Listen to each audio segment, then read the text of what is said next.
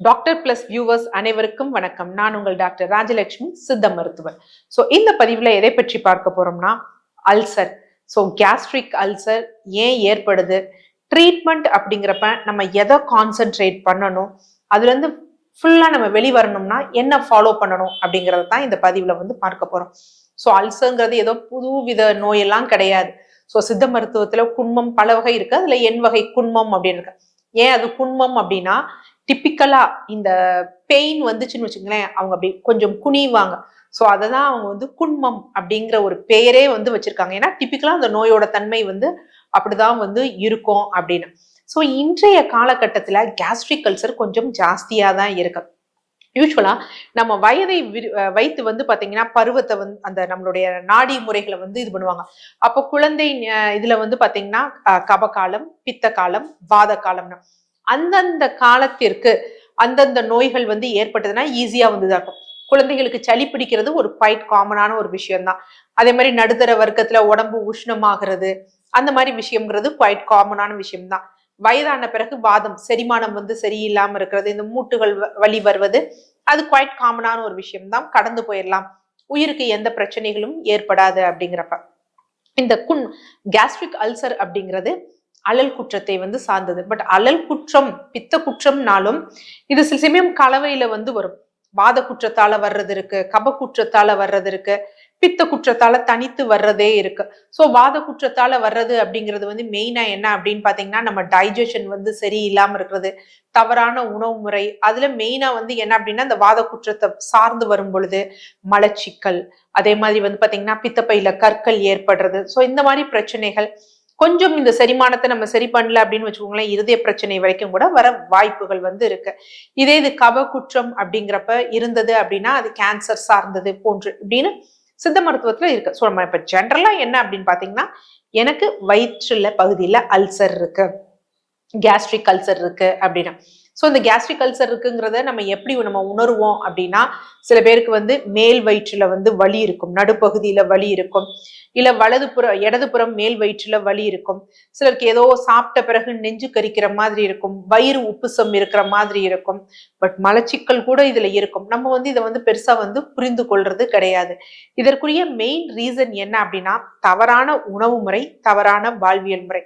தவறான உணவு முறையில முதல் விஷயம் என்ன அப்படின்னா, பசித்து புசி அப்படிங்கிறத நம்ம நிறைய பேர் ஃபாலோ பண்றதே இல்லை. இந்தந்த டயத்துக்கு நான் சாப்பிடணும், இதுக்கு இடையில கேப் கிடைச்சப்பையும் நம்ம சாப்பிடணும் அப்படிங்கிறதையே நம்ம ஒரு வழக்கமா வச்சிட்டு இருக்கப்ப நமக்கு பசிங்கிறது ஒரு பெரிய எண்ணமா வரணும். ஸோ அப்ப நம்ம சாப்பிட போறோம் அப்படிங்கறத சிக்னல் நம்ம மைண்டுக்கு அனுப்பும், பிரைனுக்கு அனுப்பும். ஸோ உணவு சாப்பிட ஆரம்பிப்போம். உணவு வயிற்றுக்கு போகும் பொழுது அதற்குரிய அமிலம் சுரக்கும், செரிமானம், இப்படி ஒரு ப்ராப்பரான ப்ரொசீஜர் போகும். அப்படி இல்லாம இந்த டயத்துக்கு நம்ம சாப்பிடணும், அந்த டயத்துக்கு நம்ம சாப்பிடணும் அப்படிங்கிறப்ப போதுமான அமில சுரப்பு இருக்காது.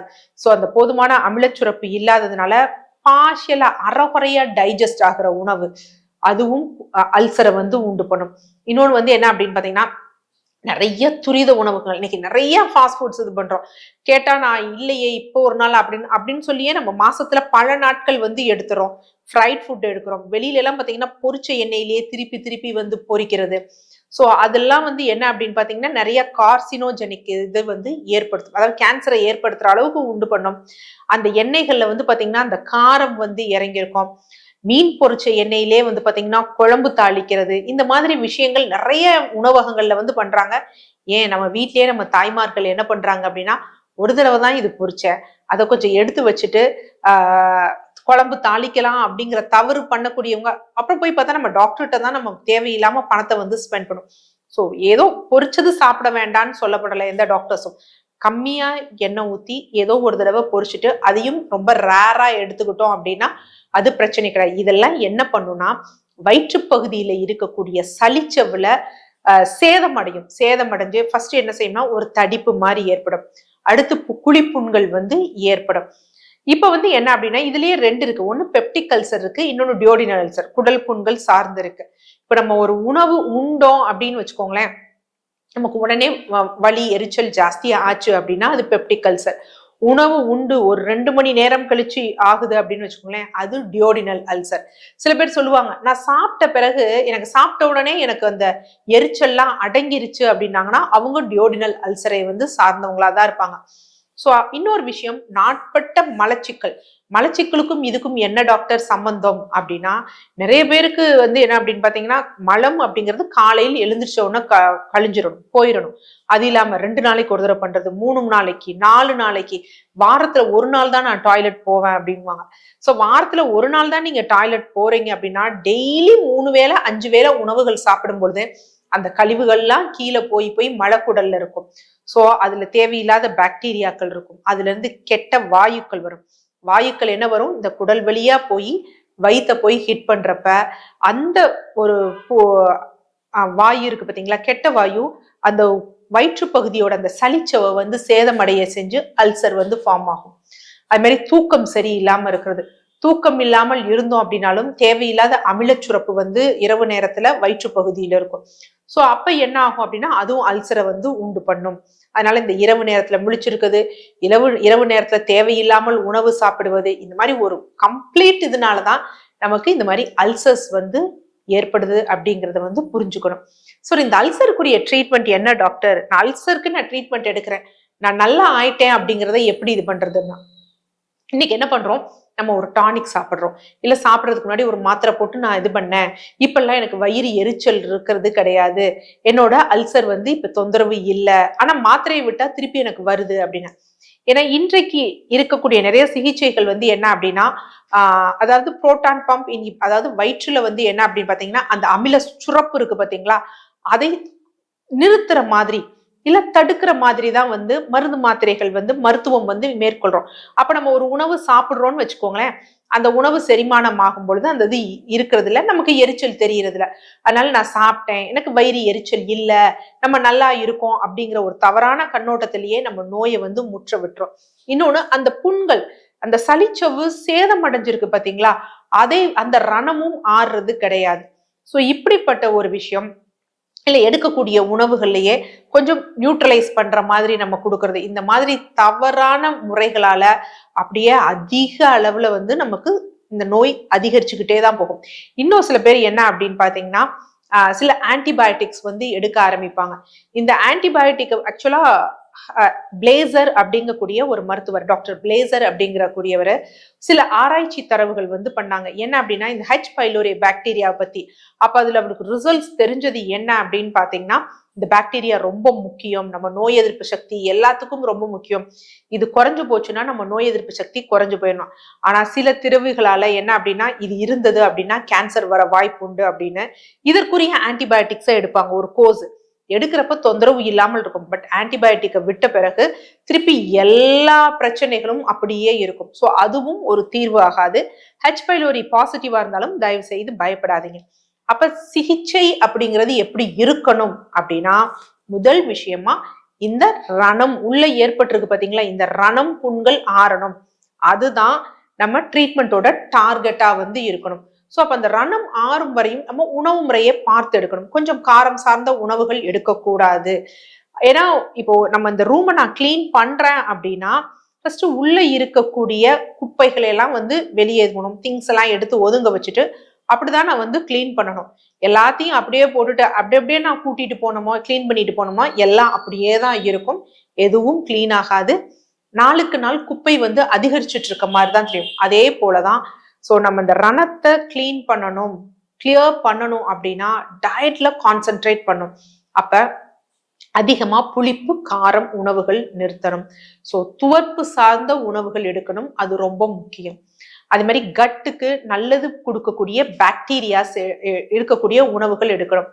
அதுக்கு ப்ரோபயோட்டிக். ஸோ ப்ரோபயோட்டிக் பெருசா ஒன்றும் இல்லை, வெறும் நம்ம தயிர் மோர் இருக்கு பாத்தீங்களா, அதுல இருக்கக்கூடிய நல்ல பாக்டீரியாக்கள் இந்த ரணத்தை வந்து ஆற்றக்கூடிய தன்மை. இன்னொன்னு என்ன அப்படின்னா, பழைய நீராகார கஞ்சி, கைக்குத்தல் அரிசி இருக்கு பாத்தீங்களா, அதுல நம்ம நீராகார கஞ்சி ப்ரிப்பேர் பண்ணோம். நிறைய பேர் கைக்குத்தல் அரிசியை எப்படி எடுக்கிறோம்னா அப்படியே சமைச்சு சமைச்சு வந்து எடுக்கிறோம். ஸோ அந்த மாதிரி எடுக்கும் பொழுது அது நமக்கு டைஜஷன் ஆகாது, அந்த சத்துக்கள் வந்து ஒட்டாது. கைக்குத்தல் அரிசியோட மெயின் பயன் வந்து என்ன அப்படின்னா, இன்னைக்கு பாலிஷ் பண்ண அரிசியில விட்டமின் பி வந்து இருக்காது. அது கைக்குத்தல் அரிசியில நமக்கு இருக்கும். ஆனா அந்த கைக்குத்தல் அரிசி நமக்கு அதுல இருந்து கிடைக்கணும் அப்படின்னா அதை புளிக்க வைக்கணும். ஃபெர்மெண்டேஷன் பண்ணும் பொழுதுதான் அந்த சத்து வந்து கிடைக்கும். அப்ப கைக்குத்தல் அரிசியை முதல் நாள் காலையில ஊற வச்சுட்டு மதியம் என்ன பண்ணிடணும் அப்படின்னா அதை சமைச்சிடணும். ஒரு மாலை வேளையில அந்த வடிச்ச தண்ணியும் அதுல ஊத்தி வச்சுட்டு கொஞ்சம் உப்பு மோர் இல்ல தயிர் ஊத்தி வச்சுட்டு மறுநாள் காலையில அந்த தண்ணீரை குடிச்சிட்டு அந்த சாதத்தை காலை உணவா வந்து எடுக்கணும், மோர் சின்ன வெங்காயம் சேர்த்து. சோ இது என்ன பண்ணும், ரணத்தை வந்து ஆர்த்தும், நல்ல ஒரு இதா இருக்கும். சோ காரம் இதெல்லாம் கம்மி பண்ணணும், ரொம்ப முக்கியம். அடுத்து ஒரு முக்கியமான ஒரு ஜூஸ் ப்ரிப்பரேஷன்ஸ் வந்து இருக்கு. என்ன அப்படின்னு பாத்தீங்கன்னா இதுக்கு முட்டைக்கோசு. ஸோ முட்டைக்கோசு வந்து என்னன்னா ஒரு 6 மடல் வந்து எடுத்துக்கணும். நல்லா நீட்டா வாஷ் பண்ணிக்கணும். ஏன்னா இன்னைக்கு முட்டைக்கோசுல ஊறுபட்ட கெமிக்கல்ஸ் அதுலதான் இருக்கு. ஸோ அதை நல்லா வந்து வாஷ் பண்ணி எடுத்துக்கணும். அதனுடன் என்ன பண்ணணும் அப்படின்னா பப்பாளி, அரை பப்பாளி வந்து சேர்த்துக்கணும். அதே மாதிரி 2 கப் தர்பூசணி இருக்கு பாத்தீங்களா, அதை அதுல சேர்த்துக்கணும். 200 ml தண்ணீர் இல்லைன்னா ஒரு 2 கப் தண்ணீர் அதுல சேர்த்துட்டு நல்லா அரைச்சிடணும். ஸோ அரைச்சு வச்சுட்டு என்ன பண்ணணும்னா அதை ஒரு 4 டோஸா வந்து பிரிச்சுக்கலாம். ஸோ 4 டோஸா பிரிச்சுட்டு காலையில் ஒரு முறை, அதுக்கப்புறம் மதியம் உணவு உண்பதற்கு முன்னாடி ஒரு முறை, அதுக்கப்புறம் மாலை ஒரு முறை, இரவு ஒரு முறை, 4 வேளை. ஆனா எப்படி எடுக்கணும் அப்படின்னா நான் முன்னாடி சொல்லியிருந்தேன் பார்த்தீங்களா, என்ன வகையான அல்சர் வந்து நமக்கு இருக்கு. பெப்டிக் அல்சர் இருக்கா, டியோடினல் அல்சர் இருக்கா, எனக்கு உணவு உண்ட பிறகு எரிச்சல் வருது அப்படிங்கிறவங்க என்ன பண்ணணும் அப்படின்னா இத உணவு உண்பதற்கு ஒரு 20 இல்லைன்னா 30 நிமிடங்களுக்கு முன்னாடி இந்த ஜூசஸை வந்து எடுக்கணும். இல்ல எனக்கு உணவு உண்டு 2 மணி நேரம் கழித்து தான் எனக்கு வந்து இந்த எரிச்சல் வருது அப்படிங்கிறவங்க என்ன பண்ணணும் அப்படின்னா ஒரு உணவு உண்டு ஒரு 1.5 மணி நேரம் கழித்து வந்து இந்த ஜூஸை வந்து எடுக்கிறோம். ஸோ இதோட மெயின் பெனிஃபிட் என்ன அப்படின்னு வந்து பாத்தீங்கன்னா இந்த முட்டைக்கோஸ் இருக்கு பாத்தீங்களா, இது செல்கள் அதிகமாக டேமேஜ் ஆகிறத வந்து தவிர்க்கும். குறிப்பாக அந்த உள்ள சேதமடைந்த அந்த சளிச்சவ்வு படலம் அதை வந்து கிளியர் பண்ணி அதை வளர்ந்து அந்த புண்ணை வந்து ஹீல் பண்ண வைக்கக்கூடிய தன்மை வந்து இதுக்கு இருக்கு. இது இல்லாம பப்பாளி மற்றும் தர்பூசணி இது ரெண்டுமே செரிமானத்தை மேம்படுத்தக்கூடிய என்சைம்ஸ் இருக்கு பாத்தீங்களா, அதை அதிகரிக்கக்கூடிய தன்மை இருக்கு. ஸோ அதனால இந்த ஜூசஸை இப்படி நம்ம எடுத்துக்கிட்டு வந்தோம் அப்படின்னா நமக்கு கொஞ்சம் கொஞ்சமாக இந்த அல்சர் வந்து ஹீல் ஆக ஆரம்பிக்கும். இதனுடன் என்ன அப்படின்னு பாத்தீங்கன்னா ஒரு லேகியம், நம்ம வீட்லயே ரொம்ப ஈஸியா ப்ரிப்பேர் பண்ணக்கூடிய லேகியம் இருக்கு. அதையும் நம்ம சேர்த்து சாப்பிட்டோம் அப்படின்னா நல்ல ஒரு ஹீலிங் சொல்யூஷன் வந்து நமக்கு வந்து கிடைக்கும். ஸோ இதுக்கு என்ன பண்ணணும்னா 3 முட்டை வந்து எடுத்துக்கணும், முட்டையோட வெள்ளைக்கரு வந்து எடுத்துக்கணும். அதுக்கடுத்து 3 எலுமிச்சம் பழத்தோட ஜூஸ் வந்து எடுத்துக்கணும். இதனுடன் என்ன பண்ணணும் அப்படின்னா 200 கிராம் நாட்டு சர்க்கரை எல்லாம் நல்லா மிக்ஸ் பண்ணிடணும். ஸோ மிக்ஸ் பண்ணிட்டு என்ன பண்ணணும் அப்படின்னு பாத்தீங்கன்னா அடுப்பேத்தி சின்ன தீயில வந்து நம்ம எரிக்கணும். ரொம்ப ஃபாஸ்டா எரிச்சோம் அப்படின்னு வச்சுக்கோங்களேன் முட்டை பொரியலா வந்து ஆயிரும். ஸோ இது கொஞ்சம் கொஞ்சமா மெல்ட் ஆகி அந்த இது இல்லாம நம்ம கிளறி விட்டுக்கிட்டே இருக்கணும். எப்ப அப்படின்னு பாத்தீங்கன்னா ஒரு மாதிரி நமக்கு வினிகர் ஸ்மெல் வரும். ஸோ அதுவும் கடந்து போகும். போன பிறகு பதம் வந்திருக்கா அப்படிங்கக்கூடிய கம்பி பதத்தை வந்து பார்க்கணும். இந்த தருணத்துல என்ன பண்ணணும் அப்படின்னு பாத்தீங்கன்னா சீரகம். ஸோ சீரகம் வந்து எவ்வளவு எடுத்துக்கணும் பாத்தீங்கன்னா ஒரு 50 கிராம் சீரகம், ஒரு 10 கிராம் சோம்பு, இது ரெண்டையும் நல்லா வறுத்து பவுடர் பண்ணி துணியில சலிச்சு எடுத்து வச்சுக்கணும். ஸோ இந்த பதம் வந்த பிறகு இந்த பவுடர் அதுல கொட்டி நல்லா கிளறணும். ஸோ நல்லா கிளறி விட்டுட்டு அட் த எண்ட் நல்லா இதான பிறகு நெய் வந்து எவ்வளவு எடுத்துக்கணும் அப்படின்னு பாத்தீங்கன்னா ஒரு நல்லா ஒரு 50 கிராம் கீ வந்து உருக்கி அதுல ஊத்தி வச்சுக்கணும். ஊத்தி வச்சுட்டு விட்டுறணும். ஒரு ஹாஃப் டே விட்ட பிறகு என்ன பண்ணணும் அப்படின்னா அதுல ஒரு 20 கிராம் தேன் கடைசியில சேர்ந்து கிளறி வச்சுக்கணும். ஸோ இந்த ப்ரிப்பரேஷன் நீங்க நீட்டா ப்ரிப்பேர் பண்ணி இருந்தீங்கன்னா தாராளமா ஸ்பூன் போட்டு எடுத்தீங்கன்னா ஒரு வாரத்திற்கு வரைக்கும் வச்சுக்கலாம். உங்க குவான்டிட்டிக்கு ஏத்தாப்புல நீங்க எக்ஸஸா வந்து எடுத்துக்கலாம். இந்த லேகியத்தை ப்ரிப்பேர் பண்ணிட்டோம். இது கேஸ்ட்ரிக் அல்சர், டியோடினல் அல்சர் 2 பேருமே வந்து இதை எடுக்கலாம். எப்படி எடுக்கணும் அப்படின்னு பாத்தீங்கன்னா 3 வேளையும் உணவு உண்ட பிறகு நல்ல ஒரு நமக்கு நம்ம பெரிய நெல்லிக்காய் சைஸ் அளவு சாப்பிட்ட உடனே வந்து இதை வந்து எடுத்துடணும். என்ன டாக்டர் அல்சர் இருக்குங்கிறீங்க, அவங்களுக்கு வந்து முட்டை எடுத்துக்கலாமானா முட்டையோட வெண்கரு தான் எடுக்கிறோம். ஸோ இது நல்ல ஒரு பஃபரிங் இதாதான் வந்து இது பண்ணும். இன்னொன்னு சீரகம், சோம்பு செரிமானத்தை வந்து மேம்படுத்தும், அந்த அல்சரை வந்து ஹீல் பண்ணக்கூடிய தன்மை இருக்கு. லெமன் எடுத்துக்கலாமா அப்படின்னா லெமனும் எடுத்துக்கலாம். ஆக்சுவலா நிறைய ஆராய்ச்சி தரவுகள் இருக்கு லெமனுக்கும் அல்சர் வந்து கேஸ்ட்ரிக் அல்சரை ஹீல் பண்ணக்கூடிய தன்மை இருக்கு அப்படின்னு. ஸோ அதனால நீங்க இதை ப்ரிப்பேர் பண்ணி எடுத்து பாருங்க, கண்டிப்பா உங்களுக்கு நல்ல ஒரு டிஃப்ரென்ஸ் தெரியும். ஸோ அதனால கேஸ்ட்ரிக் அல்சரை பொறுத்த வரைக்கும் அது பெப்டிக் அல்சர்னாலும் டியோடினல் அல்சர்னாலும் நம்ம கவனத்துல கொள்ள வேண்டியது என்னன்னா, மலச்சிக்கல் இருக்கக்கூடாது, தூக்கம் நல்லபடியான தூக்கம் இருக்கணும், பசித்து சாப்பிடணும், புண்கள் ஆறுற வரைக்கும் காரம் புளிப்பான உணவுகளை கண்டிப்பா தவிர்த்திடணும். காய்கறிகள் பழங்கள் ஒரு நாளைக்கு கண்டிப்பா ஒரு 3-4 கப்பாவது நம்ம உணவுல எடுத்துக்கணும். நம்ம ஏற்கனவே எடுக்கிற காய்கறிகள் இல்லாமல் எடுத்துக்கணும். அது ரொம்ப முக்கியமான ஒரு விஷயம். அதே மாதிரி தயிர், மோர் இது ரெண்டுமே ரொம்ப முக்கியமான ஒரு விஷயம். நெய்யும் என்ன அப்படின்னு பாத்தீங்கன்னா ஒரு அற்புதமான மருந்துன்னு சொல்லலாம் கேஸ்ட்ரிக் அல்சருக்கு. யூஸ்வலா நெய்யை என்ன சொல்லுவாங்க அப்படின்னா அன்ன சுத்தி அப்படின்னு சொல்லுவாங்க.